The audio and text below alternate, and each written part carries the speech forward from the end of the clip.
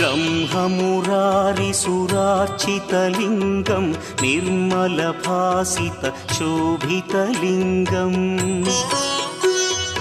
जन्मजदुःखविनाशकलिङ्गं तत्प्रणमामि सदा शिवलिङ्गम्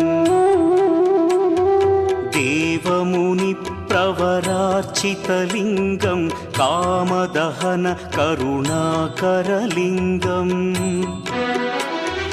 रावणदर्पविनाशकलिङ्गं तत्प्रणमामि सदा शिवलिङ्गम्